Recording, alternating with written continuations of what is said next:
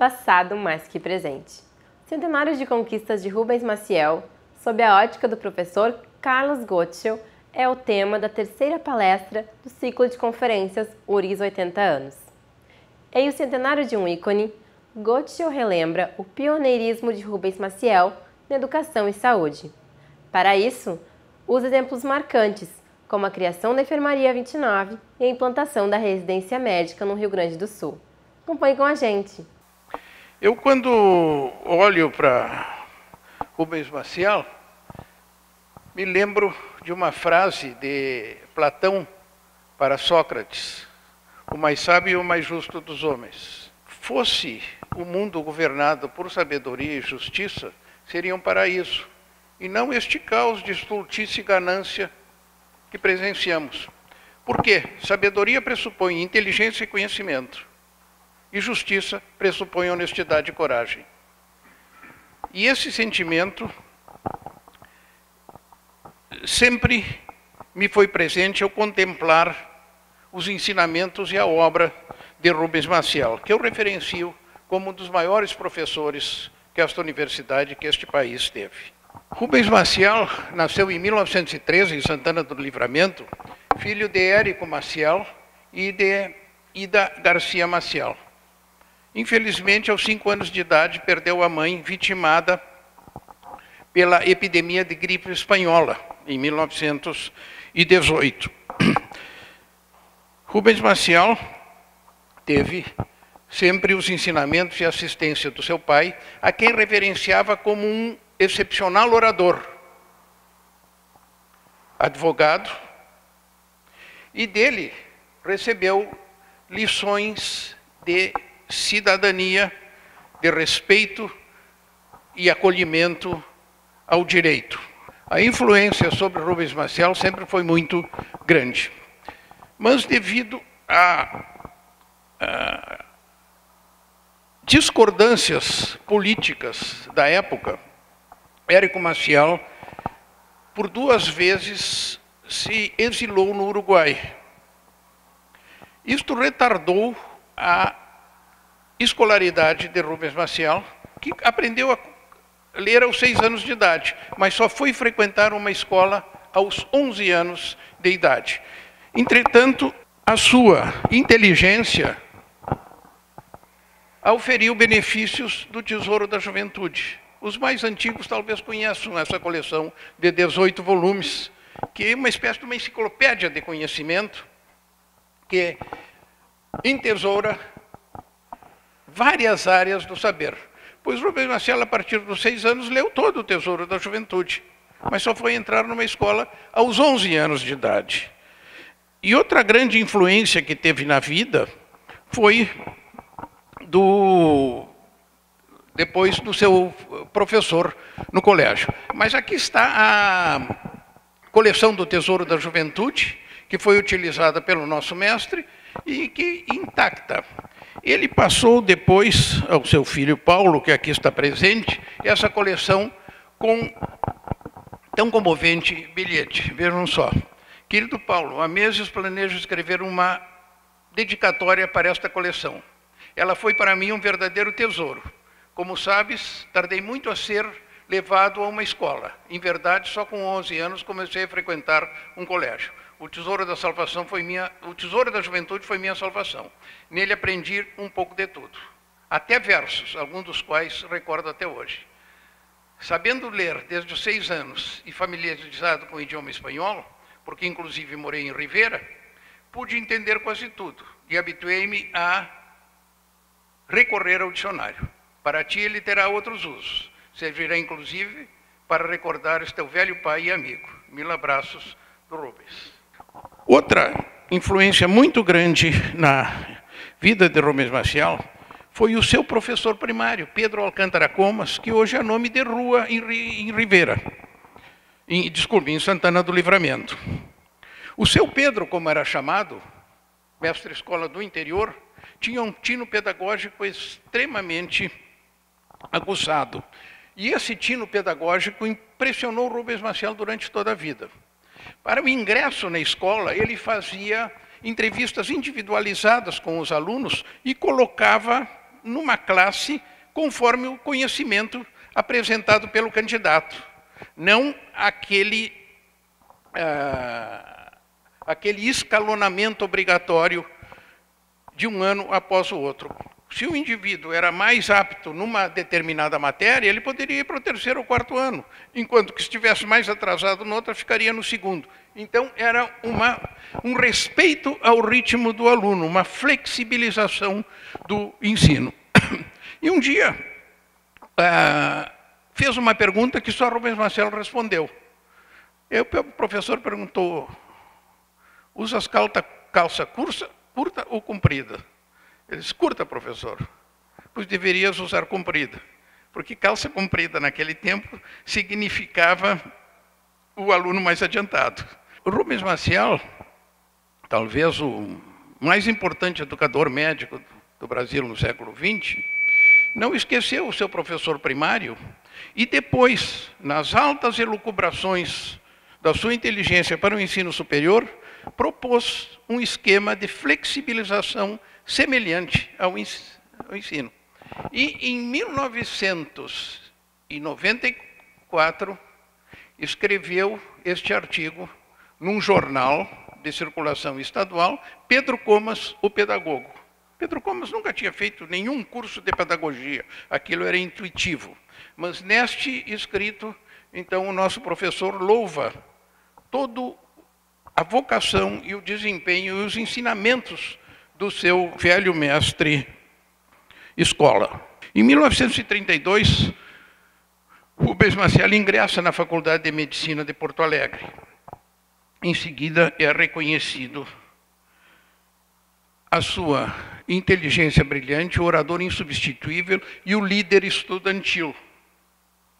Vejam como se apresentava um estudante de medicina há 80 anos atrás. Aqui nós temos uma evidência de que os tempos mudaram. Raimundo Muniz de Aragão, que recebeu Rubens Maciel na entrada da Academia de Medicina, descreveu muito bem o seu talento oratório. Rubens Maciel é essencialmente um homem de comunicação oral. Desdobra o assunto da formulação do objetivo às conclusões, em perfeita sequência, sem lacunas ou repetições. Todos que o conheceram confirmam esses aspectos.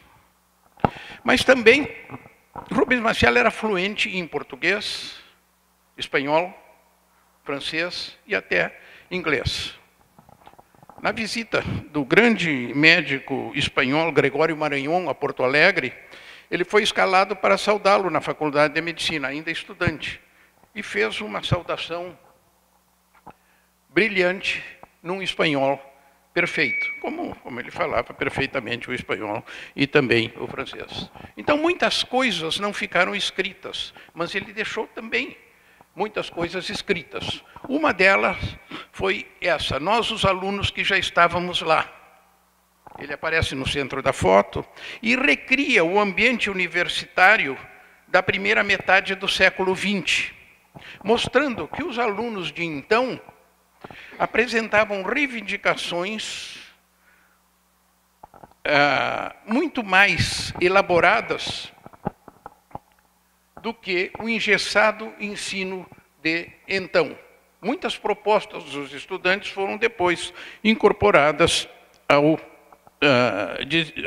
ideário universitário. Vale recordar um pouco a época em que ele viveu, porque isso também nos ensina muita coisa. Época na primeira metade do século XX, lá por 1930, por aí. Por essa época, Porto Alegre tinha 200 mil habitantes. Todos moravam em casas. O edifício mais alto possuía 4 andares. Trafegavam poucos Fords modelos A. Bonde era o transporte coletivo. Ouvia-se rádio, enviavam-se cartas ou telegramas. O telefone de manivela não atingia além da cidade. Os cinemas recém-falantes eram de calçada em preto e branco. Táxi chamava-se auto de praça. Compravam-se produtos em armazéns. Os escassos aviões eram a hélice. Viajava-se de trem-maria a fumaça. Ninguém sonhava com televisão, computador ou internet. As mães criavam os filhos. Conheciam-se os vizinhos. As crianças brincavam nas calçadas. Portas ficavam abertas. as pessoas andavam pelas ruas dia e noite sem medo de assaltos, não havia fast foods, o biquíni não existia, as moças deviam casar virgens na igreja, casamento gay era inimaginável. Desfile de carnaval chamava-se curso, respeitavam-se Quaresma e Semana Santa, palavra dos pais era lei, professores eram chamados de mestre ao senhor e não de tio, maragatos e chimangos dividiam o Rio Grande do Sul sem outras opções, os políticos tinham mais compostura, doenças infecto-contagiosas, nutricionais e parasitárias dominavam a cena médica, as sulfas recém haviam surgido, não aparecera a penicilina, freiras e atendentes realizavam anestesias, as especialidades engatinhavam, não existiam entidades de classe, a maioria dos médicos e alunos fumava, o professor de medicina ditava erudição, estudava em francês, muito pouco usava o inglês, quase não pesquisava e menos ainda publicava, mas dava mais atenção às pessoas e menos aos consensos. Esse era um quadro da época. Em 1935, por ocasião do falecimento do professor Sarmento Leite, Rubens Maciel estava no 4º ano de medicina e foi escalado para a oração fúnebre de Sarmento Leite. E essa oração, composta por um rapaz de 22 anos, se insere entre as mais belas páginas escritas neste estado. Alguns trechos, algumas frases, vejam a beleza dessa composição. Para dentro ainda dos umbrais desta faculdade, feita grande com a grandeza do seu devotamento, em que parece perpassar ainda, acurvada pelos anos, a sua figura querida, trazidos de todos os cantos pela imensidade do pesar comum, os seus alunos se reúnem e calam para ouvir a sua última lição. E juntos, em silêncio, buscando enxergar por entre o nevoeiro de lágrimas, eles procuram compreender a maior de suas lições, aquela em que não mais se indagam os segredos da vida, mas se encara e sente a grandeza da vida. Não foi um potentado. O cargo de diretor, a que se deu inteiro 20 anos da sua vida, não lhe trazia a possibilidade de mercês e favores, com que comprar a estima fácil e a gratidão barata. Não foi um argentário. Nas ruas em que deslizam os automóveis de luxo, pouca gente notaria o passo tardo do velhinho, trajando modestamente a sua roupa surrada e saindo cedo para chegar a tempo. Não foi um demagogo. Na sua linha de conduta não havia lugar para a encenação da grandeza, com que se pagasse na administração da massa as agruras do caminho. Foi um simples, foi um pobre, foi quase um ignorado. Tinha todas as condições dos que passam sem ruído e, no entanto, o seu enterro é uma consagração. A toda hora e em todo lugar havia junto de si um caminho desimpedido por onde um aluno se aproximasse. Todas as petições tinham o seu interesse e todas as situações o seu conselho.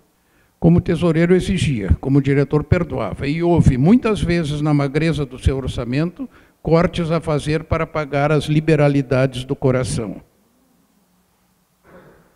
Era bom com a naturalidade dos que o são por natureza e sem esforço.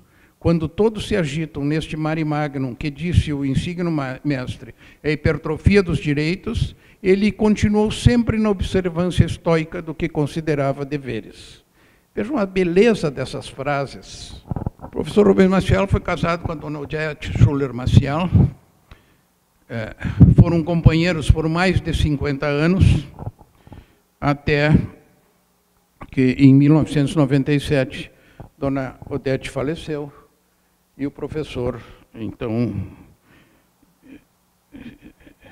teve um sentimento de pesar extremamente grande. Quem o acompanhou naquela ocasião pode testemunhar isso. Mas formaram uma família muito feliz, em que nessa foto aparecem os 4 filhos, Paulo, Susana, Olavo, Cláudio e respectivos cônjuges e netos. Como médico, Rubens Maciel, no início da sua carreira, trabalhou nos arredores de Porto Alegre, mas sempre teve em mente, desde estudante, a ideia de ser professor universitário. Sacrificou muitos ganhos econômicos em função do ideal da profissão universitária. Logo que se formou, já permaneceu na Faculdade de Medicina como professor assistente. No seu consultório médico, de bastante movimentação, recrutava alunos escolhidos para que o acompanhassem, fizessem anamnese, examinava os pacientes, discutia as anamneses com os alunos. Eu mesmo tive esse privilégio de, quando estudante, auxiliá-lo no consultório, e os ensinamentos eram permanentes. Sempre usou a medicina como um benefício ao paciente, mas como um meio de ensinamento. As suas percepções sempre foram de um médico integral. Como médico, ele percebia e ensinava que a doença e a saúde não são apenas uma questão individual, mas que interferem na harmonia social. Sempre tem uma visão global. Esta frase dele é elucidativa. Sem educação é difícil manter a saúde, sem saúde é difícil manter o aprendizado.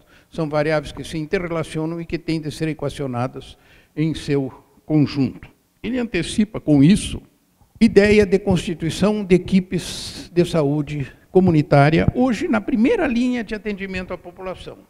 Essas ideias de equipes de saúde comunitária foram enunciadas em 1949, quando ninguém pensava nisso. Já naquela época, criticava a proliferação descontrolada de faculdades de medicina, imaginem naquela época, comparado com hoje, dizendo que isto fatalmente iria reduzir a qualidade dos alunos se não houvesse um controle adequado da qualidade do ensino. Mas o nosso professor, pela década de 40, escolheu a cardiologia. Naquela época, o cardiologista se valia da anamnese, do estetoscópio, do raio-x e do laboratório. A eletrocardiografia estava iniciando, foi uma época que estava iniciando a eletrocardiografia, principalmente aqui no Brasil. Então o professor Maciel fazia viagens frequentes a São Paulo para instruir-se nesse novo e revolucionário método de eletrocardiografia. Foi assim o pioneiro da eletrocardiografia no Rio Grande do Sul. Ele trouxe a eletrocardiografia no Rio Grande do Sul e passou a dar aulas e formar uma escola. Aqui nessa foto nós vemos no centro o professor Maciel, do lado direito o professor Jaime Domingues, do lado esquerdo, me parece, eu não estou certo que seria o Aldo Chaves. Depois nós vemos na foto também Ari Mariante, Antônio Zambuja e vários outros cardiologistas. O seu interesse por cardiologia fez com que a sua tese de docência livre e de cátedra versassem sobre essa especialidade. Perturbações cardiovasculares no alcoolismo, docência, derivações unipolares das extremidades, que era um assunto novo e pioneiro na nossa época. Foi o pioneiro das publicações universitárias em eletrocardiografia, além de ter sido o introdutor do método no nosso meio. A Enfermaria 29 depois sempre foi um centro de desenvolvimento da eletrocardiografia. Em 1943, ele esteve entre os 120 fundadores da Sociedade Brasileira de Cardiologia, que hoje é a maior sociedade médica do Brasil. Na Sociedade Brasileira de Cardiologia, o professor Maciel ocupou vários cargos, inclusive a presidência da sociedade, e em 1997 essa sociedade honrou-o com a bolsa SBC CAPES Professor Rubens Maciel para incentivo de formação de novos cardiologistas. Foi membro também do American College of Cardiology. Em 1943 também foi um dos fundadores do Instituto Sul-Rio-Grandense da História da Medicina. Muito se interessou por História da Medicina e foi um dos fundadores desse instituto. Depois esse Instituto de História da Medicina foi declinando naturalmente com o envelhecimento dos seus membros. Houve um hiato em que ele deixou de atuar, e depois, em 2008, um grupo de médicos, entre os quais eu me incluo, nós fundamos a Associação Gaúcha de História da Medicina, que é uma continuidade do Instituto Gaúcho de História da Medicina. Essa Associação Gaúcha de História da Medicina instituiu o Prêmio Professor Rubens Maciel de História da Medicina, que já foi distribuído por vários anos.